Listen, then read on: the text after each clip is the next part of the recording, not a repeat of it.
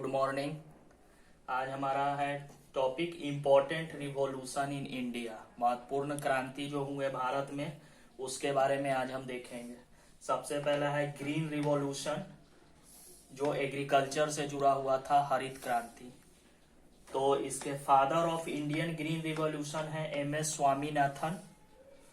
ये भारत के हैं। और विश्व में जो हरित क्रांति आया था उसके फादर थे नॉर्मन बोरलॉग। और 1960 में स्टार्ट हुआ था। मेन इस गेहूं के क्षेत्र में गेहूं का उत्पादन बढ़ाने के लिए यह हुआ था, क्योंकि 1960 के दशक में भारत में अनाज की बहुत कमी थी और भारत दूसरे देशों से अनाज लेता था। तो इसी गेहूं के क्षेत्र में आत्मनिर्भर बनने के लिए 1960 में हरित क्रांति आया और इसका श्रेय है MS स्वामीनाथन का। और आज भारत जो है अनाज में आत्मनिर्भर है और दूसरे देशों को भी हम निर्यात कर रहा है। सेकेंड नंबर है व्हाइट रिवॉल्यूशन। व्हाइट इसका नाम पड़ा है मिल्क के कारण। व्हाइट रिवॉल्यूशन मतलब दूध से जुड़ा हुआ रिवॉल्यूशन है। और इसके father of white revolution in India Bharat में है वर्गीज कुरियन। और जो अमूल दूध है उसके फाउंडर भी हैं वर्गीज कुरियन। और इसके बाद अब भारत में क्या है, आपूर्ति से ज्यादा मतलब दूध का उत्पादन हो रहा है, सरप्लस उत्पादन है।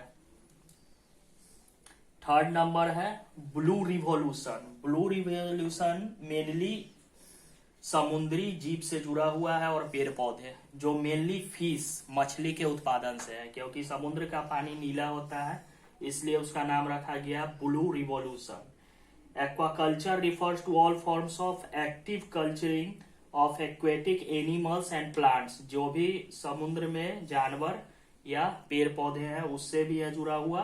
Marine fresh water specially fish के लिए है यह स्पेशली। और भारत जो है पूरे विश्व में दूसरा सबसे बड़ा प्रोड्यूसर है मछली का, चाइना के बाद। और इसके फादर है हीरालाल चौधरी। 4 नंबर में है गोल्डन रिवॉल्यूशन। गोल्डन रिवॉल्यूशन हमारा जुड़ा हुआ है फ्रूट, फल, हनी, हॉर्टिकल्चर, बागवानी फसल से। और इसका पीरियड है 1991 से 2013 के बीच में। और इसमें horticulture, cultivation of medical plants, औषधीय पेड़ पौधे, फल हो गए, सब्जियां हो गई, नट्स, बीज, साग, ये सब इससे जुड़ा हुआ है। और इसके फादर है निरपैक्ट्यूट्स। 5 नंबर में है silver revolution.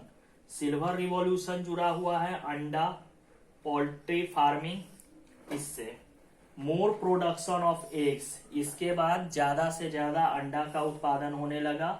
Help of medical science, medical science के हेल्प से नए नए आविष्कार हुए उसके बाद। And more protein rich food, और उसके बाद जो भोजन जिसमें सबसे ज्यादा मात्रा में प्रोटीन है ऐसे भोजनों का उत्पादन होने लगा।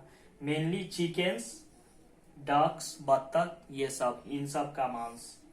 और इनके फादर बोला गया है इंदिरा गांधी, मतलब उन्हीं के समय में ये सिल्वर रिवॉल्यूशन आया था।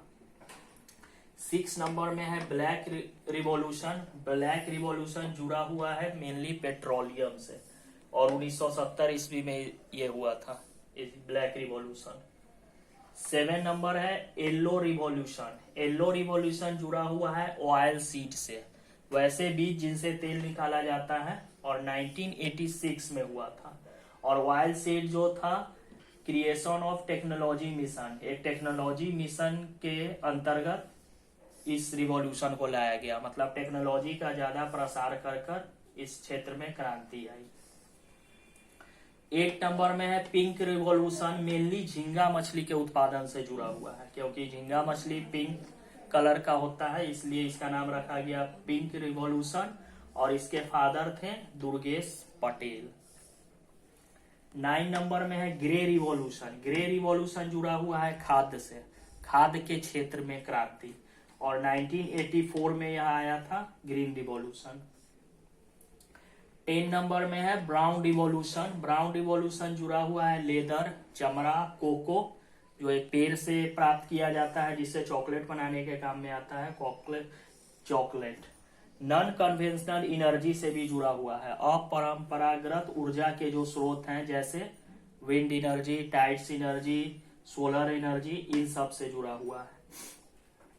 कोको क्या है? तो a dark brown powder made from the seeds of a tropical tree and used in making chocolates. Tropical क्षेत्र में जो पेड़ पाया जाता है उससे एक बीज निकलता है, उससे पाउडर बनाया जाता है जो चॉकलेट बनाने के काम में आता है।